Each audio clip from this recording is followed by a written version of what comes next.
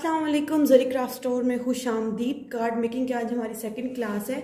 कल हमने बात की थी कार्ड स्टॉक की और उसके साथ बेसिक सप्लाईज की। आज हम बात करेंगे प्रोसेस की कि क्या प्रोसेसेस होते हैं, क्या टेक्निक्स होती हैं, क्या मेथड होते हैं एक कार्ड को बनाने के लिए। ठीक है, तो मैं आपको बताऊंगी शुरू में कि कार्ड के लिए क्या होगा। सबसे पहले तो ये मेरे पास है एक स्कोरिंग टूल, इसको कहते हैं स्कोरिंग टूल, और ये डिफरेंट साइजेस में आता है। ये आपको लोकली आराम से मिल जाते हैं साइजेस में। अब तो हर ब्रांड भी आपको लोकली जो है वो वेंडर्स इतने हैं वो मिल जाते हैं। ये इसके साथ आता है एक टूल, इसको कहते हैं स्कोरिंग टूल। बोन फोल्डर ये अलग से भी मिलता है बहुत सारी वेबसाइट्स में, बहुत सारे स्कोर्स में। इसका काम क्या होता है, जैसे ये देखें, ये एक कार्ड है जो हमने कल ही फोल्ड किया था। ठीक है, इसको हमने स्कोर किया तो ये कुछ ऐसे इसने लुक दी थी, जबकि इसमें स्कोर करके हमारे पास एक लुक जो आती है वो क्रिस्प लुक आती है। क्रिस्प लुक मतलब कि अभी हमने ये इस पे, ठीक है, ऐसे फोल्ड किया,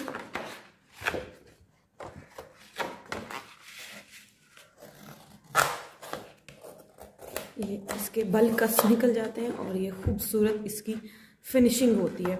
सेकंड, इसकी जो मेजरमेंट होती है वो इजीली आप कर सकते हैं। आपने जो कुछ भी करना है आप वो बना सकते हैं।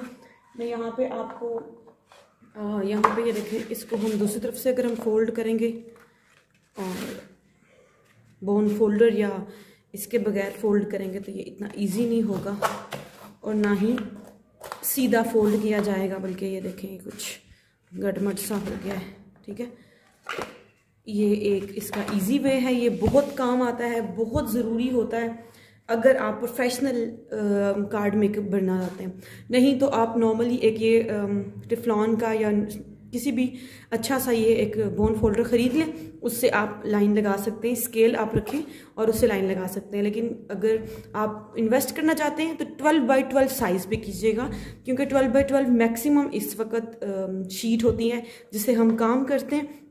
उसके बाद छोटा कर लिया था। अगर आप A4 होगा तो ऑब्वियसली A4 वाले भी 12x12 नहीं सेट होगा। अगर 12x12 होगा तो उस पर A4 क्या हर साइज़ चल जाएगा। ठीक है, ये हमारा हो गया स्कोरिंग बोर्ड। देन मैं आपको बताती हूँ, नेक्स्ट आता है हमारे पास स्टैंपिंग। जब हम कार्ड कर लेते हैं, जो कुछ भी कर लेते हैं, तो स्टैंपिंग होती है। ये स्टैम्प्स हैं मेरे पास पड़ी हुई। स्टैंपिंग की बहुत सारी इकसाम है, बहुत सारे इसमें स्टैम्प्स आती हैं। स्टैम्प्स की इकसाम है जिसमें ये आर्क्रेलिक स्टैम्प है। आर्क्रेलिक का मतलब कि ये ऐसे स्टैम्प्स होती हैं। ठीक है, ये रबड़ की है और इसको मैं आर्क्रेलिक स्टैम्प कह रही हूँ, लेकिन ये रबड़ की स्टैम्प है। ठीक है, डिफरेंट शेप, साइजेस और इस तरह सेंटीमेंट्स वगैरह लिखे होते हैं, डिफरेंट इसमें आती है। मुझे माफ़ कीजिएगा, ये क्लियर स्टैम्प्स हैं। ठीक है, ये क्लियर स्टैम्प्स हैं और ये हमारे पास आगे आती है cling stamp. Cling stamp is thicker than a clear. इसको ऐसे हम रिमूव करते हैं और इसको यूज़ करते हैं। ठीक है, ये थोड़ी सी थिक है, उससे आपको मैंने वो दिखाई कितनी बारीक थी। और उसके बाद हमारे पास आते हैं वुडन स्टैम्प्स।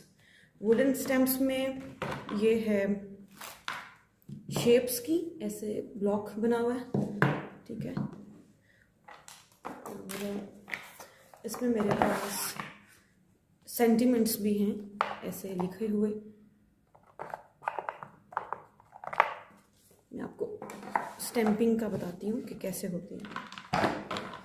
इसके साथ जो यूज़ करना होता है वो हमें करने होती हैं इंक पैड यूज़ करने होते हैं। नॉर्मली इंक पैड्स आपको लोकली बहुत सारे मिल जाएंगे, बहुत सारी वैरायटीज़ हैं इस तरह के। देखिए, ये मिनी इंक पैड्स हैं, डाई इंक होती है इसकी, कलरफुल कलर्स होते हैं उसके। लेकिन अगर आपने इन्वेस्ट करना है, या फिर आपको इस तरह के भी इंक पैड्स होते हैं जो दफ्तरी कामों के लिए यूज़ किए जाते हैं। ठीक है, इस तरह के होते हैं। अगर आपको बहुत अच्छा इन्वेस्ट करना है स्टार्टिंग के लिए, आप लोग ये ले सकते हैं या इस तरह के ले सकते हैं। लेकिन अगर आपको इन्वेस्ट करना है तो आप अच्छे ब्रांड में इन्वेस्ट करें। बड़ी पड़ी है आपकी यूट्यूब रिकमेंडेशंस पे। मैं जो आपको दिखा रही हूँ ब्लैक के लिए मैंने आर्काइवल लिया हुआ है।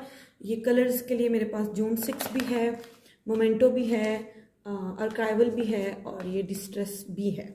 इसमें डिस्ट्रेस ऑक्साइड भी है मेरे पास, ठीक है। ये सारे डिफरेंट कलर्स ही हैं। आपका मेन फोकस होना चाहिए कि अच्छी इंक हो, बाकी आप रिकमेंडेशन देख लें और अपनी जेब भी देख लीजिएगा। मैं ब्लैक को चूज़ करती हूँ क्योंकि ब्लैक मेरे पास जेट ब्लैक और अच्छा जूसी है। तो मैं आपको बताऊँगी कैसे आपने काम करना है। सबसे पहले तो मैं क्लियर जो स्टैम्प है उसका करती हूँ। मेरे पास एक ब्लॉक है यहाँ पे, ठीक है। ये एक एक्रेलिक ब्लॉक है, ये आपको ऑनलाइन भी मिल सकता है, लेकिन ये वाला मैंने ऑनलाइन नहीं लिया था। ये एक शॉप थी, प्लास्टिक शॉप, वहाँ से शीट कटवाई थी मैंने, ठीक है। या आप कहीं से भी आप कर सकते हैं, अपनी सीडी के उस पर भी, कवर पर भी। ये मैं लगाती हूँ इसको, ठीक है। ये बटरफ्लाई, और इसको मैंने ऐसे फुली इंक किया, ये देखें। उसको प्रेस करेंगे, दिस इज़ अ स्टैम्पिंग, ठीक है। ये स्टैम्पिंग हमने कर दी विद क्लियर स्टैम्प। उसके बाद मैं करूँगी वुडन, ठीक है। ये जो बड़ी स्टैम्प होती है उसमें ख्याल रखना पड़ता है कि इंक सही लगी या नहीं लगी, ठीक है। अब ये देखें इंक थोड़ी आगे पीछे हो गई। फिर आते हैं हम क्लिंक स्टैम्प पे। वो मैं आपको थोड़ा सा पार्ट ही करके दिखाती हूँ क्योंकि आपको समझाना है कि वो भी सेम ऐसे होगी, ठीक है। ये थोड़ा पार्ट हुआ। अगर जो प्रोफेशनल होता है ऑब्वियसली उसके पास टूल्स भी प्रोफेशनल होते हैं, तो वो क्या करते हैं कि वो प्रोफेशनली ही चीज़ें भी बाय करते हैं। तो रिकमेंडेशन के लिए अगर आप चाहते हैं कि भाई हमारे पास ये मसला हो गया, देखें सही नहीं इंकिंग हो रही थी इसकी, हम दोबारा जब अपना ink pad sorry acrylic block दोबारा इस पे लगाएंगे तो वो इमेज आगे पीछे भी हो सकती है। जैसे कि अभी हमने जो ट्राई किया है ये बटरफ्लाई या ये वाला इमेज, तो अभी ये अलग भी हो सकता था। तो देन मैं आपको इसके लिए एक हल बताती हूँ, थोड़ा खर्चे वाला काम है। इसमें आप जुगाड़ भी कर सकते हैं। मैंने आपको बताया अभी सीडी वाला जो है, उसका सीडी का जो कवर होता है, अब तो सीडी यूज़ ही नहीं होती, ठीक है। ये है स्टैम्पिंग प्लेटफॉर्म। मैं आपको प्राइस बता दूँ, 5200 का मैंने लिया था। ये 1-1.5 साल पहले की बात है। स्टैम्पिंग प्लेटफॉर्म क्या करता है, इसके आप रिव्यूज़ वगैरह भी देख सकते हैं। स्टैम्पिंग प्लेटफॉर्म ये करता है कि आपने ये ऐसे यूँ खुलता है, ठीक है। और मैं आपको इस तरफ से दिखाती हूँ, ये ऐसे खुलता है। यहाँ पे क्लियर और रबर लिखा हुआ है कि अगर आपने क्लियर लगानी है तो आपको इसका फेस इस तरफ करना होगा, और अगर आपने दूसरी तरफ करनी है रबर लगानी है तो आपको फेस डिफरेंट करना पड़ेगा। फिर हम यहाँ पे अपना पेपर लगाते हैं, इसकी प्लेस डिफाइन करते हैं हमने कहाँ पे लगानी है। इसको हम बंद करेंगे ऐसे, और फिर उसके बाद इस पे इंकिंग करेंगे, ठीक है। इसको हम प्रेस करेंगे। अभी आप देख रहे हैं इंकिंग थोड़ी कम लगी है। मैं इसको डार्क करना चाहती हूँ, तो इसको विदाउट एनी डिस्टर्बेंस या इसको आगे पीछे किए बगैर मैं दोबारा इस पर इंक लगाऊंगी और इसको सही से प्रेस करूँगी। अब आप देख रहे हैं कुछ फ़र्क पड़ा है, ठीक है। ऐसे ही रेपिटेशन होती रहेगी तो ये काम हो जाएगा। स्टैम्पिंग प्लेटफॉर्म इसी चीज़ का नाम है, इसीलिए होता है ताकि आपको बार बार चीज़ आपका इमेज ना ख़त्म हो, ठीक है। स्टैम्पिंग मैंने आपको स्टैम्पिंग प्लेटफॉर्म दिखाया। इसके बाद जो हमारा प्रोसेस होता है वो मैं आपको नेक्स्ट वीडियो में बताती हूँ। नेक्स्ट जो प्रोसेस है उसमें डाई कटिंग मशीन है। डाई कटिंग मशीन एक मशीन है जिसको डिफरेंट स्टाइल्स डिफरेंट डिज़ाइंस की होती है। मेरे पास इस वक्त ये पेपर्स की मशीन है। ओरिजिनल जो है वो सिजिक्स की होती है। इसमें डिफरेंट साइजेस होते हैं। इसका साइज़ सिजिक्स से थोड़ा छोटा है। इसके साथ आते हैं ये एक ये वाला प्लेटफॉर्म, यानी कि एक प्लेट है इसकी, इस तरह आपको दिखाती हूँ, ठीक है, ये एक प्लेट है इसकी। देन ये सेकंड प्लेट है इसकी, गंदी इसलिए हुई है क्योंकि बहुत सारा काम होता है इसमें। और ये थर्ड प्लेट है। इस तरह की एक और प्लेट भी मिलती है साथ। ये करती क्या है, ये आपके पास एक ये लोहे के छोटे से टुकड़े होते हैं, ठीक है, यू कैन से लोहे के टुकड़े, लेकिन ये मेटल डाइज हैं, ठीक है। जिस तरह की ये डाइज हैं इसी तरह का इनका कट निकलेगा। लेट्स सपोज ये वाला हम ट्राई करते हैं।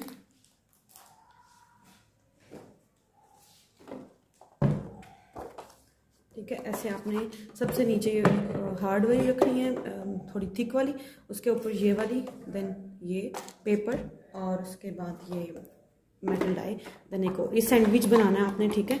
और फिर ये इस तरह घूमेगी, इस तरह, और इसको आप एक तरफ से लेके जाएं और दूसरी तरफ से ले आएं वापस, ताकि ये कट जाए। और ये देखें, ये खूबसूरत सा कट आपको मिल जाएगा। इसको डाई कटिंग कहते हैं। एक और इसका प्रोसेस है, प्रोसेस तो इसमें बहुत सारे, लेकिन इसका एक और प्रोसेस जो कॉमन प्रोसेस है वो है एम्बॉसिंग। वो मैं आपको बताती हूँ। वो एम्बॉसिंग फोल्डर्स होते हैं इस तरह के, ठीक है, ये ऐसे, ये फोल्डर्स हैं, इनके अंदर खोल के पेपर रखते हैं और देन इसके पास इससे गुजारते हैं, तो आपका जो रिक्वायर्ड चीज़ है वो आपको निकल जाती है। मैं भी आपको दिखाती हूँ। इसमें फ़र्क ये है कि जो सेकंड हमने प्लेट रखी थी वो थिक नहीं रखनी। इसका जो सैंडविच है वो सेम प्लेट से हमने बनाना है। ये फोल्डर के बीच में मैंने पेपर रखा, और ये दूसरी मशीन, और ये ऐसे हाथ से हम इसको थोड़ा सा हार्ड है इसको गुजारना, क्योंकि ये मैनुअल है तो इसलिए।